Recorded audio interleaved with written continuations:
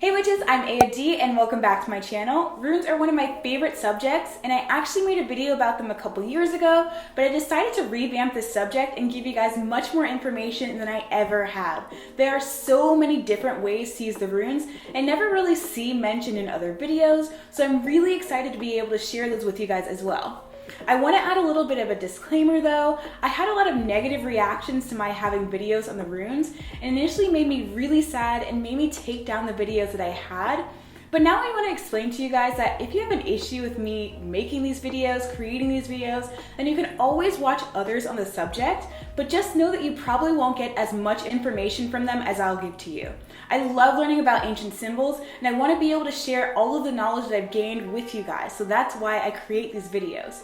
Like most of my videos, this one's jam-packed with a ton of information because I like to put everything in one place, so you don't have to read a million different books to find the same scattered information, but I always encourage you guys to do your own research. Feel free to slow down the video and stop it and take notes if you need to as well. With that said, if you need more help with the runes or have any general questions about witchcraft and magical symbols, I'm also offering personal response videos on a new site called Wizio. You can ask me any question you'd like and I'll send a personal response video directly to you. I've placed a link to my page in the description box below for you guys and I'm really excited to be able to help you guys out even more with your personal paths. So without further ado, let's get to the runes. In rune lore, the runes are said to have been discovered by Odin, who is regarded as the master of inspiration after hanging himself on the world tree for 9 days and 9 nights as a self-sacrificial ritual to gain knowledge and wisdom. His incredible discovery was described in the Norse poem the Havamal, which is a part of the Poetic Edda, which is a collection of poems composed between the years 800 and 1270. I highly recommend reading it if you're interested in learning more about Odin and Norse mythology in general, and I have a link to the book in the description box below for you guys. The word rune comes from the Old English and Old Norse word rune, which means mystery, secret, or whisper, and the runes were first used as a system of divination, but later made into a writing system. Old Norse was spoken by West Scandinavians in Norway, Iceland, and Britain in the Viking Age around the years 800 to 1100, and Old English was spoken in southern Britain by Anglo-Saxon tribes around the years 450 and 1100, and is also called Anglo-Saxon. When written, the runes can either be read from left to right or right to left, and the runes are shaped in very distinctive strokes because they were originally carved in stone and wood, and it was difficult to create circles or horizontal lines within them. According to Alrik Albertson in his book Wordworking, the shapes of the runes also describe their characters. A downward stroke within a rune signifies stability, while an upward stroke can indicate mobility, and a downward stroke that goes upward like a V can symbolize divinity. There are various types of runes that can be found in other places with different dialects, but there are 3 main runic systems that are used today. These are the Elder Futhark, the Futhorc, and the Younger Futhark. The Elder Futhark is the oldest version of the runes, dating from the 1st century to the year 800, and includes the 24 Proto-Germanic or Nordic runes. In Norse mythology, there are 24 pathways between the 9 worlds, which are placed along the world tree. These pathways indicate the 24 runes that can also be used to unlock some of the mysteries of the 9 worlds, and it's believed that the number 24 helps to shape and hold the world together. The Futhorc is the middle child of the runic system and has 29 runes, including 5 additional runes that aren't in the Elder Futhark. There are also 4 additional runes that are later added by Northumbrian Anglo-Saxons in the year 800, but they're rarely ever used. The Younger Futhark was created around the year 600 and is a set of 16 Icelandic runes and is the youngest of the 3. The reason why there are only 16 runes in the system is that some of the runes were actually used as a number of different sounds within the language. A major difference in the system is the Anglo-Saxon Haggle rune and how in the Icelandic system it changed into the symbol for yor, but their dual meanings of adaptation and transformation come together as one. There are also 3 major rune poems that correspond to the runes and describe each of their individual attributes.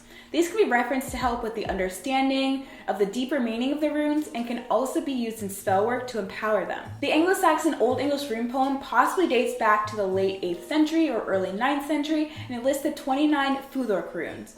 The Old Norwegian rune poem was written during the end of the 12th century or the beginning of the 13th century and is similar to the Old Icelandic runic system, listing only 16 runes. The Old Icelandic rune poem was written during the late 16th century and lists the 16 Younger Futhark runes. And if you're wondering, although the Elder Futhark is the most popular and widely used system of the runes, it actually doesn't have a corresponding rune poem. The runes are also sequenced in what's called the Et divisions, which are rows of 8 runes written within a specific order, and the word Et means group, division, or number of 8.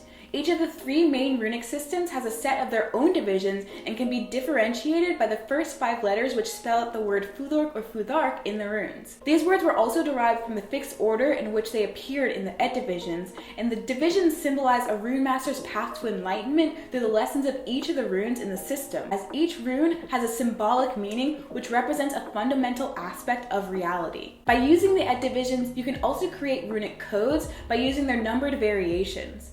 The use of runic codes was originally used to conceal the meaning of the runes from others, but they can also be used to create spells as well. For example, man is the 4th rune in the 3rd Et according to the Anglo-Saxon Et divisions, and you can use the code 4-3 or 3-4, which symbolizes this rune to use in your spellwork. This code can also be translated into what's called an is runa, which adds extra spokes to these runes in order to combine their numbered codes. I'll also have a video explaining the Et divisions in more detail for you guys, so definitely stay tuned for that. Along with using the Et divisions to create runic codes, there are also various other ways to use runes in your spellwork. You can meditate with the runes by going through each of them in the order of the Et divisions and contemplating their individual power for spiritual transformation and development. You can do rune yoga to embody the runes and bring in a desired feeling or effect. You can use hand gestures and draw the runes in the air to manifest something that you want. You can create rune stones for divination, and you can use the 1 rune reading by choosing 1 rune to represent your word, the 3 rune reading, which represents the 3 Norns, for the wise women that control fate, which is represented in this reading as past, present, and future. You can choose the 7 rune reading, which represents the 7 worlds in the Anglo-Saxon traditions, the 9 rune reading, which represents the 9 worlds in Norse traditions, or by casting them and reading out the stones that face upright, a reading that's called riding the wagon. You can draw the runes on a mirror with a dry erase marker, on a piece of paper, or create a rune staff out of clay to cast them out for manifestation. You can combine runes to create bind runes for manifestation or helms for protection. And you can visualize the runes in other areas of your lives. Runes can also be seen everywhere around you, and if you look closely enough to see them, you may be able to interpret the message they're trying to send you. With many of these techniques, it's also important to note that you should speak an incantation of some kind, whether or not it's like you're speaking to the rune itself, or if you're asking the gods to help you out in a given situation. When I create a rune staff, I usually recite its stanza from the Anglo-Saxon rune poem to empower it while I paint it.